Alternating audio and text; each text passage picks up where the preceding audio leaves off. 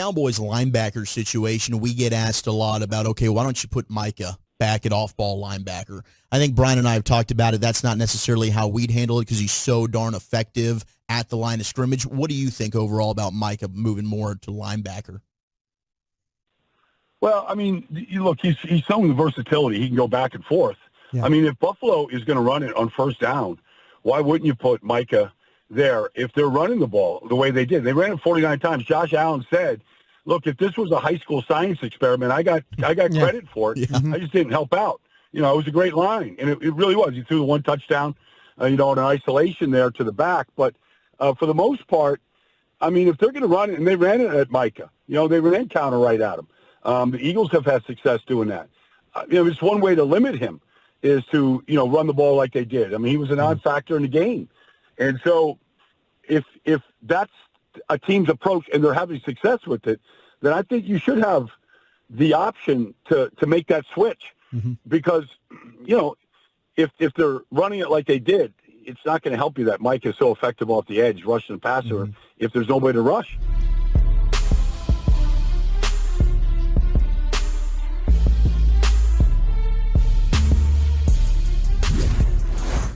What's up, CFO gang? It's your boy Jay Tuck. Real Cowboys fans, stand up. Yo, this Sunday, our Dallas Cowboys will go up against the Miami Dolphins. It's going to be a tough game this Sunday, and we will get to that this week. But I want to talk about a hot topic. But now, I don't want to take all the credit. I know a lot of people are tagging me in a lot of different posts going on online, especially on Twitter, about this topic, about Micah Parsons moving to linebacker. And I want to say, this isn't a Tuck thing, right? Salute to my guy at Koye Media, Law Nation, like my guy DMV, Rome Cowboys Fan Talk, my guy Landon. Like, there's been so many talented content creators speak about this subject of moving Micah Parsons to linebacker. But there's been some criticism. And what I want to say, we're not dumb. We're like, who do some of these people think that we are saying permanently move Micah Parsons to linebacker and never let him rush off the edge ever again in life? Position switch, you're done. You're done here, buddy. Micah Parsons, you are done here, buddy. No more edge rushers for you. No, we're not saying that. What we're all saying is, hey, we should utilize Micah Parsons as a chess piece. Move him around, play him off ball, right? So it's harder to track and locate. And there's been a lot of people kind of coming, with different opinions. And I want to say I respect a lot of people's opinions, right? Because a lot of people put in incredible work, but a lot of us put in incredible amounts of work as well. And I trust my eyes and I trust my research. And I know my brothers and sisters, they do their research as well. And I trust their opinions as well. But, what I want to say is this. When you are an analytics person, right? When you're just an analytics person, you tend to lean heavily on your crutch, right? If you're an analytics person, analytics is all that matters, right? You're going to toss everything out the window. And you have to be careful with that because analytics only tell a certain part of the story. And the same thing with me, right? I'm a film guy, right? The film tells me a lot, but it doesn't tell me everything. So I have to intertwine film study, research, analytics, flow of the game, a lot of different factors to go into when I form my opinion. So I think that's where we are starting to divide. You see a lot of people say, no, Micah has to play defensive end only because of the stat sheet. But we are saying, if you look on the film, the impact is being limited and teams are taking Micah Parsons away. Let's put him in the most optimal situation where you can no longer do that. That's what we're saying, because the film showed it, and we'll get into the film here shortly. That's what we're saying. I don't care about the stat sheet, right?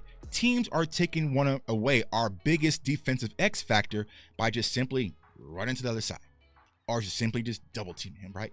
So how can we stop that? Move him around. So Micah Parsons finally came out and he posted, in comments in Micah Musher's tweet, and he says, it's because teams are running the ball and people like to panic. I'm probably leading every category in pass rushing besides sacks. People are nuts. And if people watch film, they take shots and pass more when I'm off the ball or out the game. We have to get better, period. Right? And y'all know Mike is my guy. I got the jersey on right now. I got the autograph jersey in the back. Man, I love me some Micah Parsons. I love the Lion.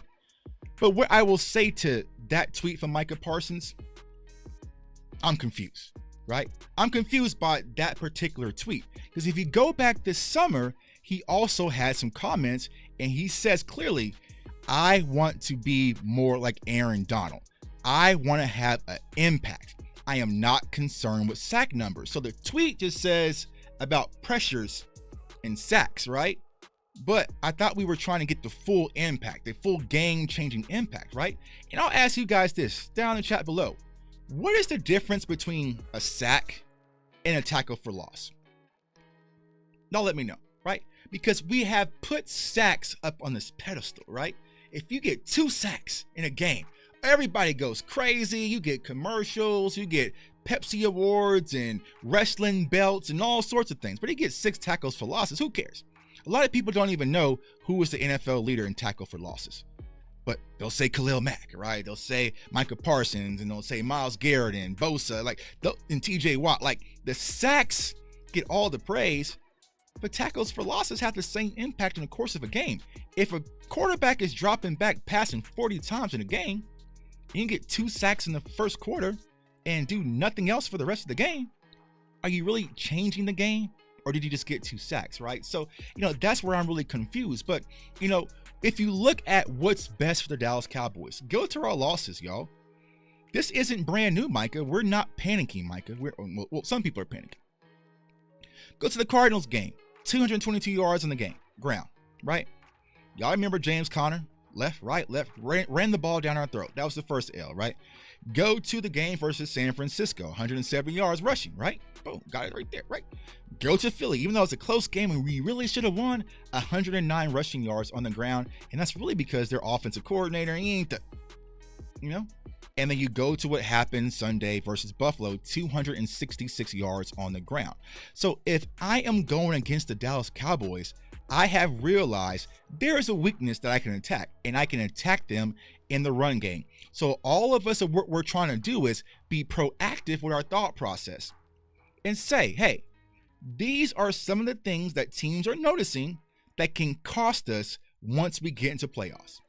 Because yes, we have been winning games. We won 10 games, right? We've been flying high, right? But that's when our offense is clicking. When we're putting up 40 and 50 points and 60 points, yeah, it's easy. Take them out the run game, right? Now you can peel back your ears and go after the quarterback when we up by 20, 21 points. But what happens when we're in a dogfight? What happens when we're in a battle of back and forth, right? And we need to get the offense off the field so we can get the ball back into Dak Prescott's hands, and we cannot stop the run. That can change the course of the season. So that's what we're fighting for, right? What are some alternatives? Now, y'all know Shaq Leonard dropped numerous videos. Try to get Shaq Leonard, right? Roquan Smith, right? I love DeMarion Overshown. He got the ACL injury. I was beating on the desk, me and Boss Cowboy, about keeping Harper. We cut Harper, right? LVE goes down. We are limited at the linebacker position, y'all. And it's no slight to Marquise Bell. Y'all know I love Marquise Bell.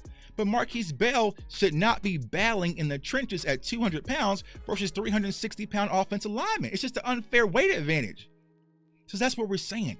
We need some more size at the linebacker position. And if you look across what we currently have, all the ingredients in the house, we don't have much. So we got to make something work with what we currently have. And Micah Parsons is the best offense. We're not saying permanently. If it's 3rd and 10, send him off the edge. You can rush Micah Parsons as an off-ball linebacker. But if you go back to what the Buffalo Bills did against us, y'all, it was simple. He's on the left side. He's over there. Every time you come out the huddle, he's right there, right? So it's easy to run away, because you can locate the lion. You should not be able to locate the lion. He can get pressure in the A gap, B gap, C gap, off the edge, right? He can do a lot of different things. He can drop back in zone, like he can scrape and get to the running back. Like Micah Parsons is a versatile weapon, y'all. You don't want to limit him just as a pass rusher. Now, Micah, I know. You ain't got to tell your boy Jay Tuck. I know clearly, right? When it comes to being an edge rusher, what a money reside, what a money reside, what a money reside, what a money reside. That's where the money resides, because everyone loves sacks and pressures. That's everyone's favorite magical number in a passing league, right? But it's not about that. What I am talking about is what's best for this Dallas Cowboys team currently. But things the way they look right now is that we are going to need to have you move around and be a chess piece and help us out in a multitude of different areas besides just playing off the edge. And I know Micah Parsons, He read this book by Tim Grover. If you haven't checked it out, it's called Relentless. And Tim Grover has a good quote in that book, man. It's one of my favorite books. I want everyone to read it. And in that quote, I will post it up right here so you can see it. And he says, be open to the advice that goes against what you want. And for those of you who do not know Tim Grover, he trained Michael Jordan, Kobe Bryant, Dwayne Wade, like all the real killers, right? You have to go with the advice sometimes that goes against you. I know. It's a lot easier and sexier to play off the edge. But right now, Micah Parsons, the Lion, bro, in order to get to where we're trying to go, which is to win this championship, we are going to need you to do more and play off the ball and do a lot more than just rush the passer and get a sack here and there. We need you. You're the anchor. You're the spear of our defense, and we can only go as far as you are willing to take us, man. It's your boy, J Tuck. Comment, like, subscribe.